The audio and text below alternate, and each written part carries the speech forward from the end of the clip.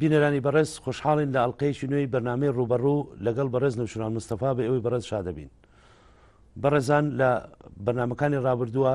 وەڵامی چەند پرسیارێک درایەوە، ئەم جارش چەندین پرسیار لە ڕێگەی ئیمێڵی info@knc.net ئاراستەی بەڕێز نەوشیروان مستەفا کراوە. بۆ ئەم بەستەش تەوەرێکمان بۆ ئامادەکردوون کە بریتە لە شێوازی حکومڕانی لە کوردستاندا و پەیوەندی ئەم حکومڕانیە بە عێراقەوە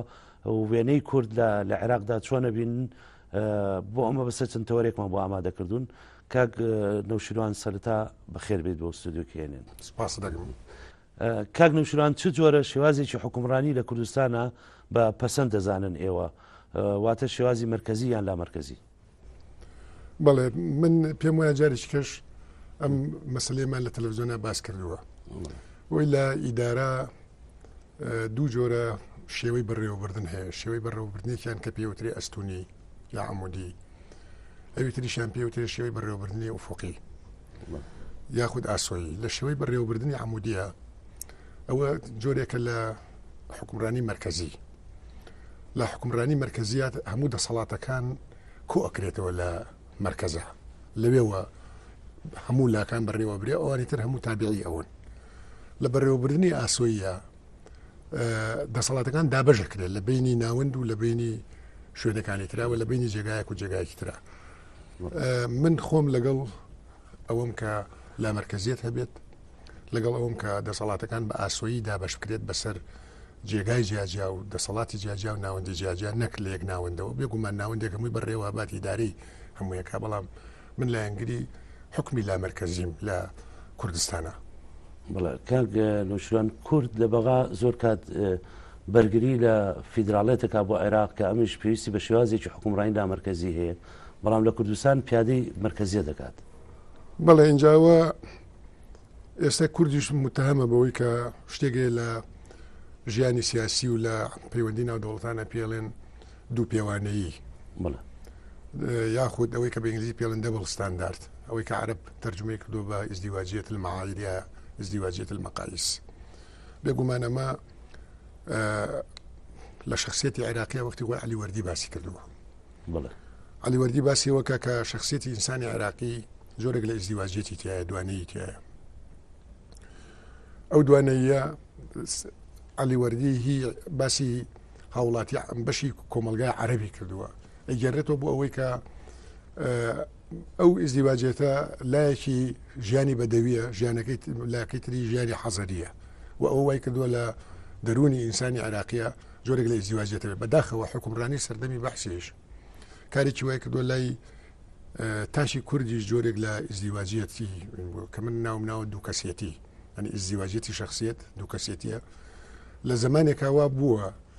وشەکانی وەکو کە بێشێکە بووتە ئەمە پیاوێکی دوو ڕووە یا کابرایەکی دوو ڕووە، یا بووتە دوو زمانە، یا بووتە ئەمە کابرایەکی دوو سەرە بە دوو سەرە ڕوات، ئەمە جنێوێکی قورس بوو. بەڵام لە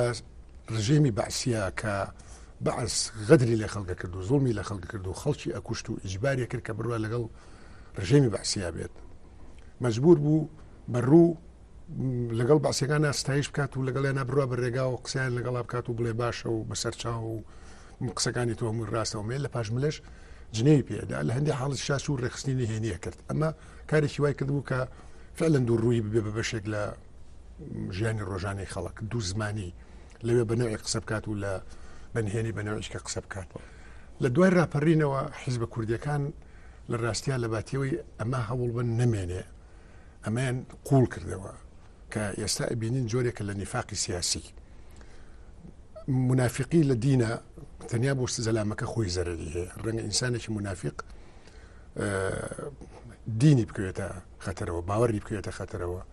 و لە ڕۆژی قیامەتا خوا سزایەدا. بەڵام منافقی سیاسی لەم دنیاە زەرەری بۆ هەموو خەڵک هەیە. ئیزدیواجێتی مەعایر ئەوەی کە تۆ لە بۆ شوێنێک شتێک داوا بکەیت، بۆ خۆت شتێکی کە داوا بکەیت، بێگومان ئەمە جۆرێکە لە ئیزدیواجێتی مەعایر کە لە وڵاتەکەی ئێمایە. بەڵێ ئێمە لە بەغا داوایە واکەین کە لا مرکزیەتە بێ، بەڵام لە کوردستان داواکەین مرکزیەتە بێ،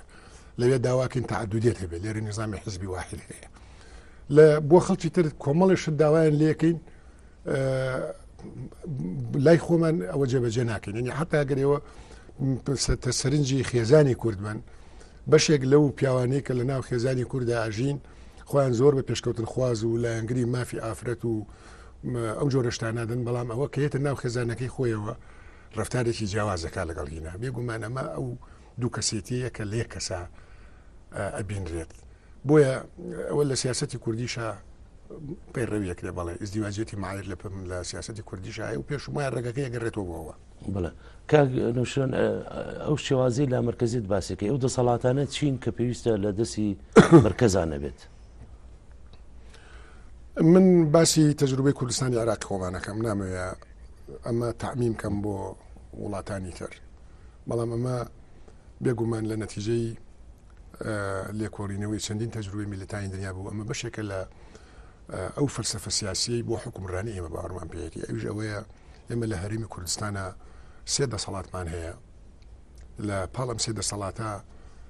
هێزی چەکداریشمان هەیە مەسەن سێ دەسەڵاتەکە یەکیان دەسەڵاتی تەشریعیە یەکیان دەسەڵاتی تەنفیزی یەکیان دەسەڵاتی قەزاییە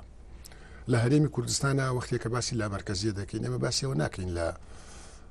دەسەڵاتی قەزاییە لا مەرکەزیە دەبێن هەموو محافظەیەک خۆی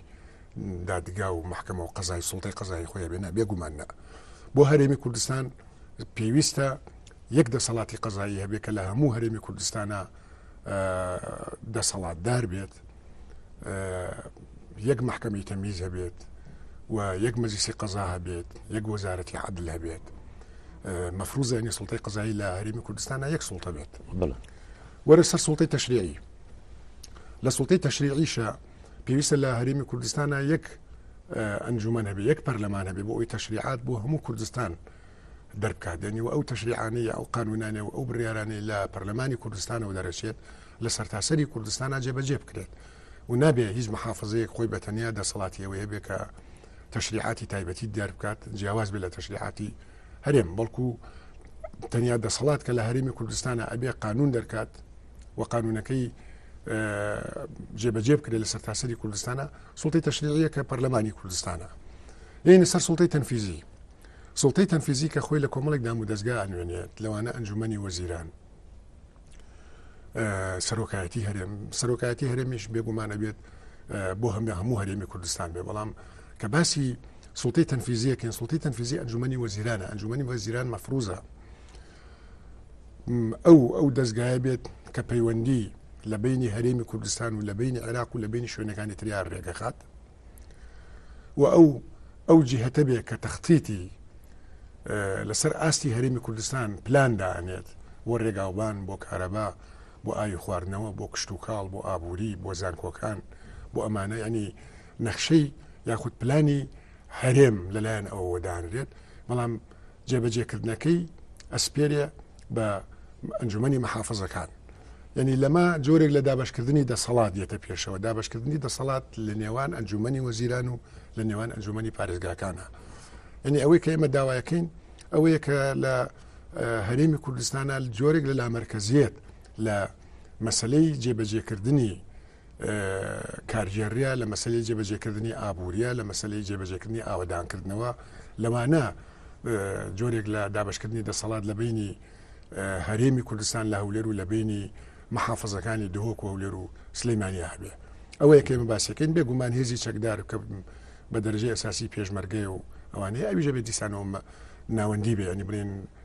سەر بە هەرێمە بێت لەبەرەوە ئێمە هیچ چینێکمان نییە بڵین ئەوەی کە باسی لا مەرکەزیە دەکەین باسی ئەو لا مەرکەزیەتاکەین کە پێویستە لە بواری بەڕێوەبردن و کارژێڕی و ئابووری و ئەو جۆرشتان نابێنە لە بواری سوڵتەی تەشریعی و سوڵتەی قەزاییە بەڵێ کاک نەوشیروان هەندێک ئێوە بە سلێمان چی تاوانبارەکەن بەڵێ زۆر پرسیارێکی بەجێ من لە چیا سلێمانچێتیم کردو بۆم تاریفکە بۆی پێت بڵێم کردومە یانم کردووە بەس بۆ نمونەڵێن ئەگەر دەسەڵاتان هەبێ فەزلی سلێمانی بن بەسەر شارەکانی ترا من زۆر جار دەسەڵاتیشمە بۆ لە چیا فەزڵم پێداون ئەتوانن هەر هیچ نەبێ ئەو فترەیە بە نمونە بهێننەوە کە هەموو دام و دەستگاکانی یەکێتی و هەموو دازم و دەستگاکانی ئیدارەی منتیقی سلێمانی کە سەر بە یەکێتی بوو لە ناوچەی سلێمانی و لە شاری سلێمانی بوون ئەتوان بڕۆن پرسیار بکەن بزانن مەسئولی چەند مەکتەبی یەکێتی خەڵکی شاری سلێمانی بوو مەسئولی چەند مەکتەبی یەکێتی خەڵکی شارەکانی تر بووە لە ناو وەزیرەکانە بە ژمارە وەری بگرن 20 وەزیر بوو بێ 15 وەزیر بوو بێ 30 وەزیر بوو چەند دانیان خەڵکی سلێمانی بووە و چەندی خەڵکی شارەکانی تر بووە بەعکسەوە ئێمە لەلایەن خەڵکی سلێمانی